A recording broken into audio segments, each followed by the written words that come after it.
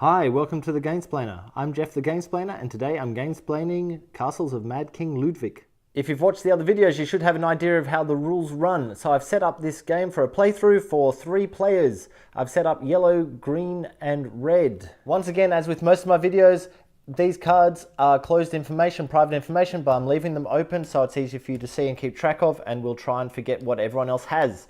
So our start player or master builder goes to yellow as a starting point.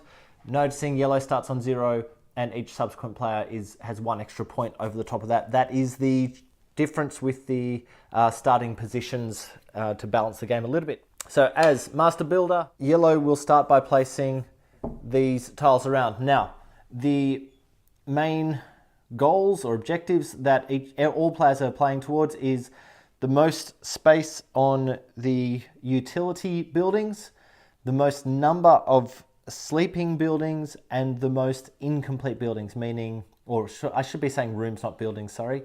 The most incomplete rooms, which is rooms with open doors at the end of the game. Now, yellow is playing towards the round rooms, and he's also playing towards the living spaces. So yellow would get the most points out of having this one on his board. So he'll place this up around there. He doesn't really want anyone else to take that one. He does want everyone to spend money, so he's going to push this one down to the bottom to make everything more expensive because no one can build that at the beginning. He really wants to entice people to take this one. This one would also be of benefit to him, but not as much as the others. That would be of benefit to him, but not as much as the others. So the one that's inconsequential is this guy, so he's going to put that up right at the top. And he might throw this one in here, swap those two over, and throw that one there, just to see what happens. Okay, so green will go first. He's going to get bonus points for having that really large room, this guy, and he'll have bonus points for building downstairs. So he sees that there's one downstairs room there at the moment. He doesn't think that anyone else is going to grab this one for 10,000 because that's really super expensive. So what he's going to do is use his first turn to buy some stairs. Stairs will cost him 3,000 monies. So he will build a staircase off the side and hand 3,000 monies across to the yellow player. Red will get points for having the 350 and 450 rooms. There are none of them available at the moment, so that doesn't matter to him. This is the one that's going to get him points. It's going to cost him 8,000 to get that. It's just a question of, is it worth 8,000 monies to buy that? And he thinks it probably is to just get a jump start on that section. Because what will now happen, he's going to put that coming out the side of his place, 5, 6, 7, 8, and he'll pass that across to Master Builder, who's got a nice little stash of monies there. Upon placing this room, also he will get 3 points. So red takes 3, 1, 2, 3. Now what he's managed to do all of a sudden is he's actually completed a room straight away. So when you complete a room, you'll have a look at this card. The room he completed was a utility room, so he gets to take 2 bonus cards and keep 1 of them. So this could be of value to him. Bonus cards here, 1, 2. Okay, and he thinks he's going to go after the 7 points. So what this one is 1 of each of the types of room. So that will go with his other bonus cards, and the other one gets discarded to the bottom of the pile. Now the Master Builder gets to have a go at purchasing something, and he will indeed be able to purchase that for 6,000. 6,000, oh, pick it up, which will go into the bank. Okay, and that gets added to his building. Okay, upon placing this building, he's going to get 4 points. There's no bonuses because he's not next to anything necessary at the moment. So 4 points for yellow. Seems straightforward to there. Master Builder moves 1 player to the left, or in this case we're just moving down the line because you know what, that just makes more sense to me. I know I play in the wrong order when I do this. Each of the tiles that were not purchased, so we'll pull them down off the markers, each of them gets 1,000 monies added to it to make them more viable for other players to pick up next round. We then reveal 2 more cards, so we're getting a 200, which comes down here, and we are getting a 100, which also comes down here. Okay, green is after downstairs rooms in the big 500 room. So what he's going to do is he'll push this down here to try and upvalue that. He's not going to grab that just yet. So he really wants to grab this one this turn. This one's going to be a hot commodity because that has some points attached to it, as is this one. So people tend to not want to spend the 10 or 15,000. So if we throw them there, we can throw this one down there, giving him options. And in fact, let's push these guys a little bit higher and see what happens. And see where we end up with that lineup. Okay, so it's Red's turn to choose. Red needs 1 of each type. He's looking for 350s, 450s. None of them have become available yet. He already has 1 of the utility rooms. So he could really use a garden or a, what is that? That's a living space. It might, oh, look, he might just spend the 4,000 because he's going to get 1,000 back from that. So he'll spend that plus another 3 to place the round room, and he'll place it that direction, I think. Yeah, that looks like fun. And he gets 4 points for that. There's no extra bonus points for that one. So red gets 4 points.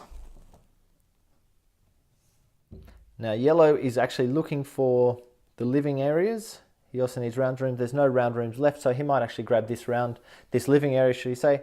And he'll get the 1,000. It's going to cost him 6, so he'll put that one with a 5 and pass that across. And he will place this one. He might limit him a little bit here, but he might be able to join something good onto that potentially. Or we could go that way and give him bid space. Oh. There's a lot of decision here as to your orientation, because if you put it in the wrong orientation, you can't move it later. Look, let's just stick with that. I'll give him 3 points. So yellow's going to take 3 points. There's no bonuses there because he's not next to a garden yet. Yeah, let's go with that. So 3 points for yellow. 1, 2, 3. And then we come to the master builder's turn. The one he really wanted has been picked up, but he can go after that downstairs room for 2,000. So he'll grab that and spend a money. They go into the bank, and he'll do his downstairs rooms coming backwards from his foyer. He's just completed a stairway, which doesn't give him any bonuses, but once he completes another stairway or hall, he will actually get a bonus for that completion. He now gets 3 points. There's none of these food rooms in his castle yet, so he won't get that point, but 3 points for green. 1, 2. Okay, master builder token gets passed to the right. These 3 get monies added to them. So 1, 2, 3. And we pull up 3 more. So we're going to get a 200, a 600, and another 600. Okay, this player's looking for 1 of each type. He's got those 2, so he's not going to need a garden. He knows that no one else is really probably going to go after that, because unless they've got some bonus cards with it, but that could be a usable room. He's just going to have to make sure he separates that from everywhere except for the garden. He's got a garden there, so theoretically that could sit up here and just be out of the way, and then he's going to have to build the rest of his castle out this way. So he might put that on the 2,000. He thinks he can probably get 8,000 for that. If he puts that there, he might even be able to score a 10,000.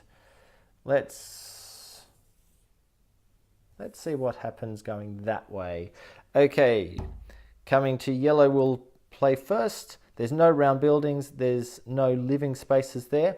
There is, however, one sleeping space which will get him these bonus points, so he's going to go for that. So I'll add 5 to the one that's on there, which makes it 6. And now he needs to place that. He really needs to place a garden, because these are all looking for gardens to be next door to them.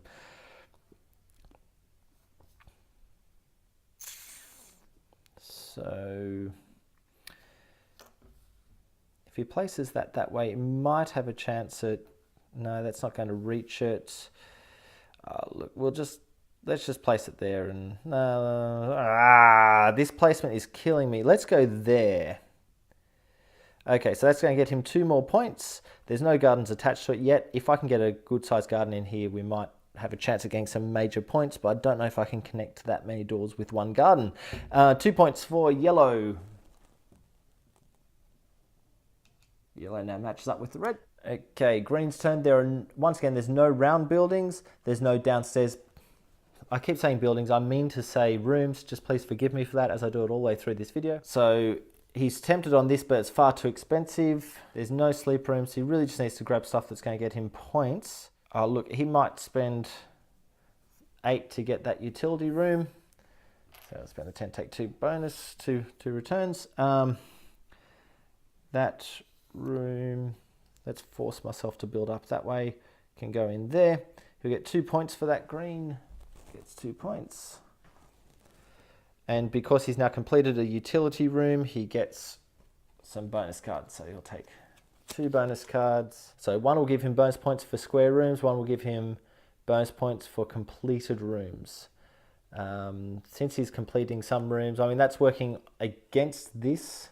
So it may not be a good idea to take this, because he's really trying for that. But what that means is every room is going to get some form of potential bonus points. So he might hang on to that one and throw the other one back in the deck. And then we come down to our master builder, who was going to grab that one for 2,000 and will still grab it because he can. So there's his 2.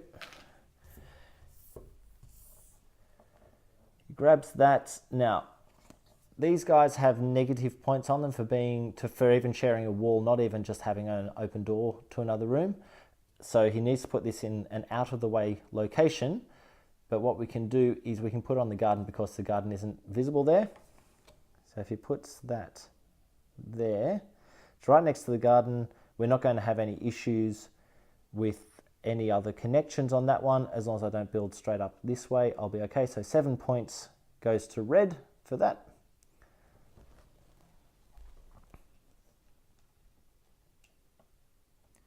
That's that.